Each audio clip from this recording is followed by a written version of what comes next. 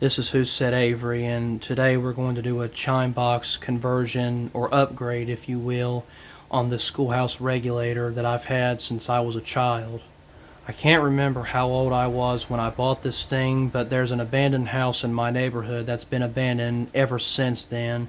And I remember driving my bike over there one Saturday morning when they had a yard sale, and I bought this clock along with a little Build-A-Bear Beagle plush that I also still have for, I think the clock was $2.50 and the Beagle was 50 cents, so I paid $3 for the both. And again, I don't remember how old I was when I got it, but I think I was probably maybe 10 or 11, maybe 9, I can't remember. But anyway, a couple weeks ago, I replaced the quartz movement in this clock because the original quartz movement that was in it had become stiff, and it was very hard to turn the hands with the knob on the back to set the time, and the pendulum drive barely worked at all. Like, the pendulum would not hardly move at all, whereas you can see now it's moving a lot. Well, I ordered this kit online off of eBay that has a quartz pendulum drive combination movement with a trigger to activate a wired chime box that you would wire to it. Well, the chime box that it came with is really lousy, and it's honestly an ear sore to listen to, as you'll hear in just a moment, because this clock has never had a chime movement in it up until the other week when I put the replacement movement in it with the chime box that came with it. But because it sounds so bad, I knew I had to do something, and so we're going to upgrade it to a much higher quality and a much better sounding one that's more pleasing to the ear than what's in here now, and you'll hear in just a moment how horrible this thing sounds.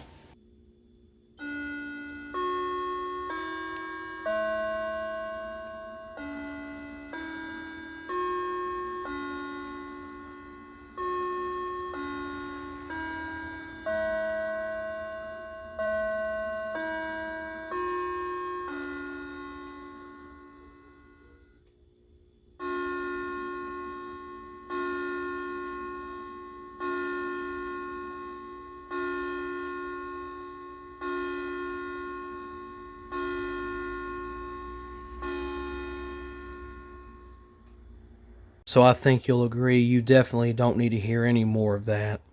And that was after I modified it. If you think it sounds bad now, you should have heard it before. Because originally this chime box had one of those little dinky nickel shaped or nickel sized transparent plastic drivers in this thing. You've seen them. They're in real cheap little toys like you buy at a dollar store or whatever.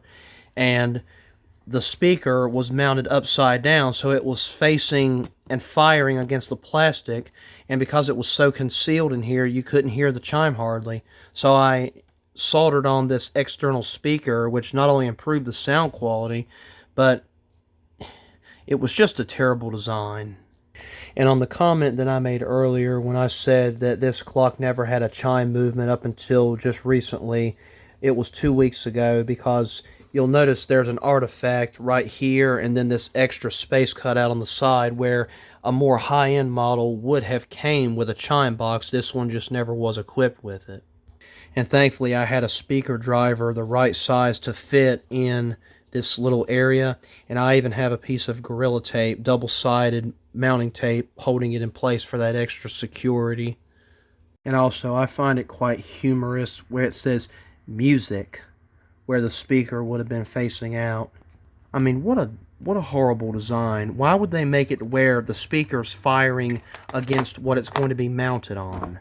You think they would have flipped it over the other way, but they didn't.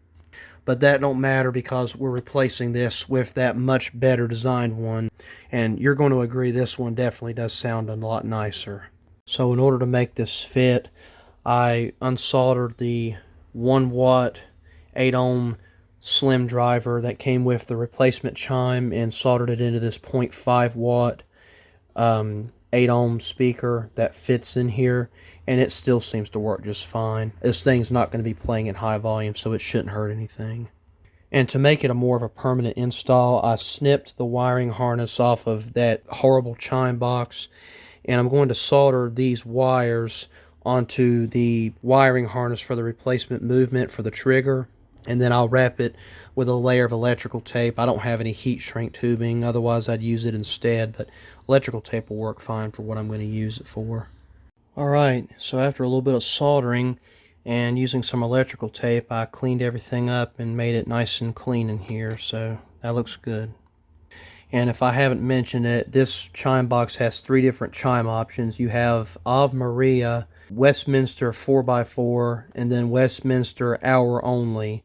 And then you have ding dong chimes. So all of these chimes do use the auto night shutoff, where it shuts off at 10 p.m. and then resumes at 6 a.m. But it does have, as I said, the 4x4 Westminster chime, which means it'll play the melody every quarter hour. And you're probably wondering, well, how does it do that? Well, it's quite simple, really. Once the trigger has closed and it makes the unit go off for the hour, the computer has an onboard timer that will time 15-minute intervals. So once the trigger has closed and made it chime on the hour, when 15 minutes goes by, it'll sound the quarter for the first, then half past, then quarter till, and vice versa. So that's how that works without having to use a special trigger movement. I didn't get the camera in time, but it just triggered and it's chiming the quarter, or the hour, so it's working as it should.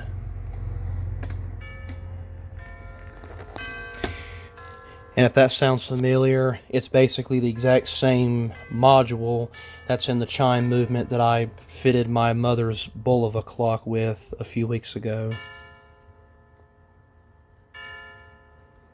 Sounds better with the cover on it, obviously. I'll let you hear the Ave Maria and the ding dong chimes while we're here.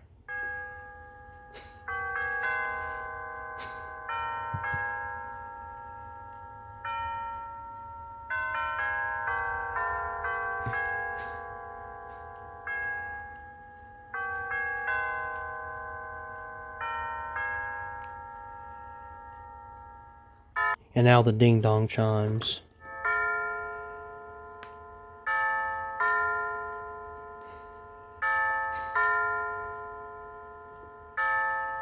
And that's all it does. And obviously this one has a variable volume control, which is a plus, and I always try to find a movement with a volume control. It should be standard requirement for all chime movements and quartz clocks to have an adjustable volume control. The cheaper ones obviously don't, but the more high-end ones seem to. But having an adjustable volume control is a game changer and also makes life a lot easier. Especially if you still live with your folks and they don't really care to hear 844,739 clocks in the house chiming all at once. But anyway, this was a complete success, and I'm very happy with how it turned out. Definitely sounds a lot better than this little Chinesium turd. So yeah.